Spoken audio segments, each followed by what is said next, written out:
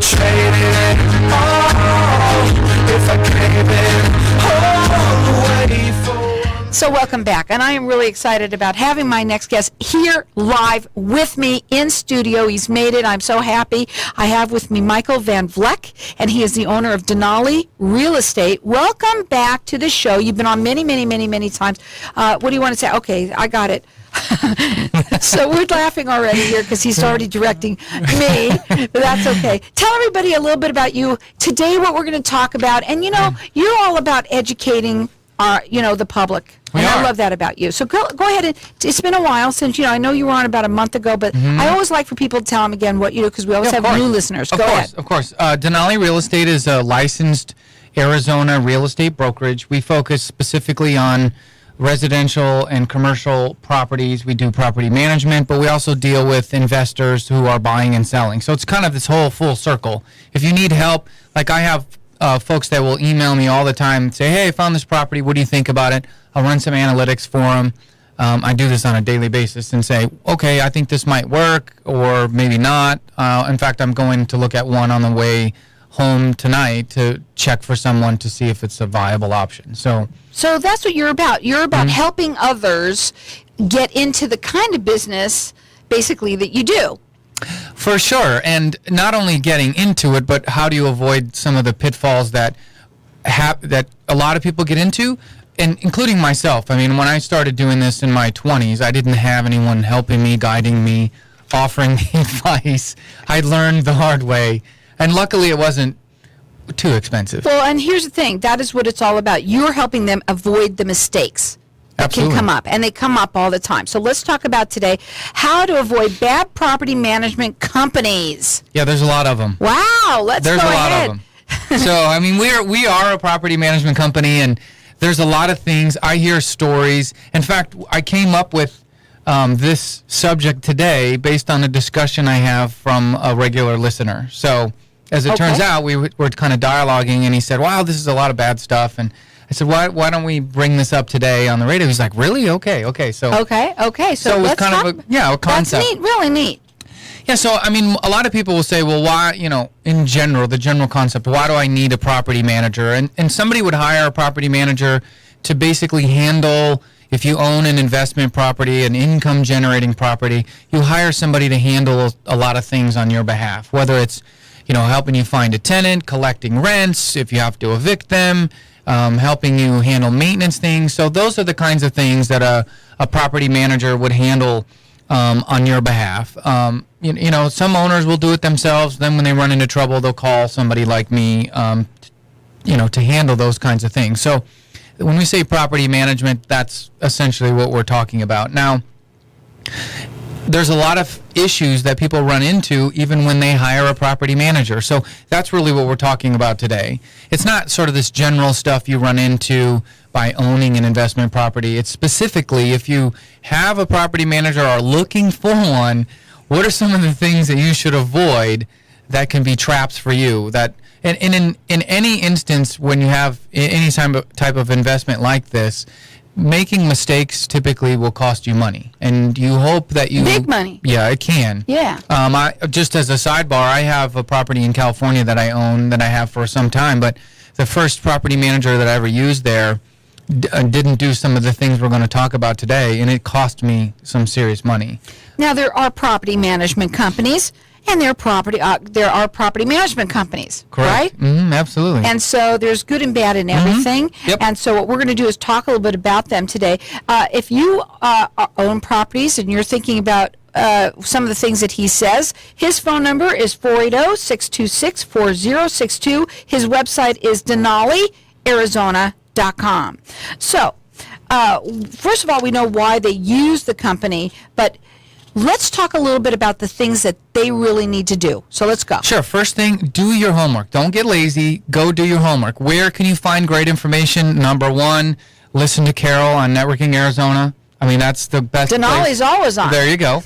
That's number one. Number two, use the internet. It's a great tool today. You can read internet reviews on the company, Carol's laughing because she loves my plug for her I show. do love you. And so you can ask family, friends, other contacts that you have. Those are great sources of information. Going to a company's website is helpful. It gives you information about certain things, but use independent third-party places like Yelp or Better Business Bureau or places like that where you can see what other people are saying. Right. Now, okay, what else? What would be the first test? Well, okay, great. So you find a handful of people. You're like, okay, let's call them. What should I do first? Come on, let's go. Let's call them. Call them. Well, this is the first test. Do they answer the phone? Do you have to leave a message? And if you do have to leave a message, which does happen, how quickly do they call you back? So in fact, we have somebody who's just signed up with us yesterday. They've been dealing with this property management company for several years, and he said that he has yet to get a call back this year. So he's called them, it's a little late. Emailed them several times. They just don't get back to him. And I will tell you, every time I call your office, somebody answers, and they tell me exactly where you are, what they can do, and they Absolutely. get right back to me right away. It's the number one thing. Which is a great point, which for me, business today is, everybody wants things now or quickly. How quickly are you getting back to people? Because think of this as if you own property, this is what you should be thinking of. If they're not calling me back and I want to ask them questions about potentially using them, what are they doing to your tenants? If your tenants have a problem, are they calling them back? If people want to rent one of your homes, your home is listed and somebody's trying to get information on it and they don't get back to them, what's going to happen? So my office is specifically set up not only to answer phones, but we get hundreds of emails a day and phone calls a day that come through, and we have folks that specifically address those as they're coming in. So everything is done at the speed of today's business, not 50 years ago. Well, thank you for that. So 480-626-4062 is his number. It's Denali, Arizona.com. What I really like about it is that you have somebody on every area of the business to take care of it so that they can get answered. It's expediting the information to your clients. That's right. So in the case of our company, we're segmented so that if you only need certain things, you don't have to come in and buy the whole thing or use the whole thing. You just use whatever component you need. So, for example, a lot of folks who do listen, and I've talked to several folks in the last couple of weeks that are listeners of the show that call on the phone number. They just say, "Look, I just need some advice. Can you offer some guidance? Where can I go to get this?" There's no obligation. But what I have found is if people believe that you're a good business partner and you have their best interest in mind, then that's when they tell others about you, or that you get hired, or so that part takes care of itself. Well, for you, what you're all about is helping people make good decisions. That's right. And that's what we talked about one time when you were on here, and I wrote it down, and I love that about you.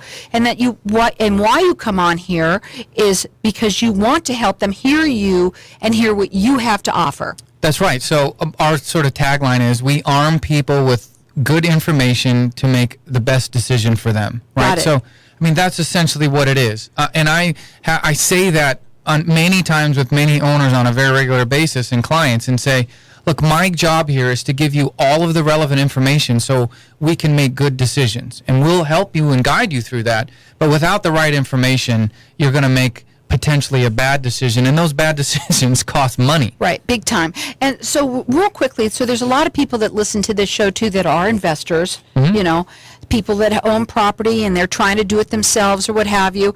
Let's say there's somebody that has a property management and they're saying, I can't stand my property management company. Sure. How easily can they get out of it so that they're saying, I would like to call him and work with him? How does that work? Well, and that's some of the pitfalls that we'll talk about in a couple minutes. But part of that issue is it depends on what your contract says that you signed with them. So, Right. for example, and that's something if you want to avoid the pitfalls of hiring a bad property manager, look at your contract beforehand.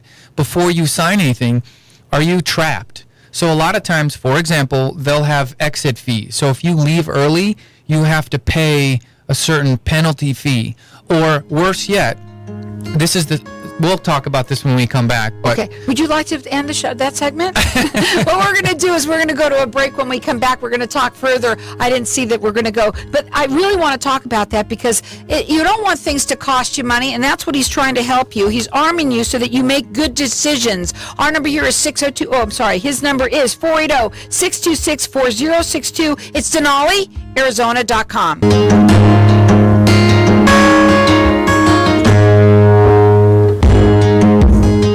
So, welcome back, everyone. We are talking with Mike Van Vlick, and I say Michael, Mike, whatever you want to say.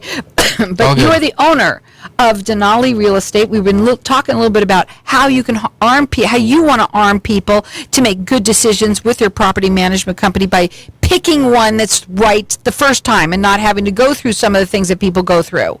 That's right. No, and we were talking a little bit about the contract. So, contract, and I've had this. So, if you're listening and you're not sure what to do, I don't care if you're hiring somebody else. People will ask me, hey, I have this management contract. Will you at least look it over and tell me if there's anything in here I should be concerned about? Which are the things that we had mentioned? Are you getting locked in? Or is it somehow connected to the lease agreement? So if there's a tenant on a lease agreement, you pay penalties. You should never sign a management contract where you pay penalties to leave. You should also be able to leave at any time. So, for example, in our management contract, you don't pay any cancellation fees. You can cancel at any time. And there's a reason for that. It's that, number one, when somebody's going into that with us, I want them to feel comfortable knowing that if we're not doing what we're supposed to do, they're not going to be stuck, and we're not going to, make them pay a lot of money.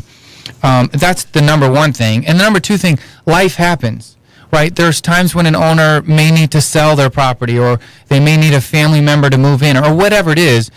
I don't ever want them to feel like they can't make those very important life decisions because they're stuck in some contract. Well, I also think that that you're very good at what you do. You've been told this by many.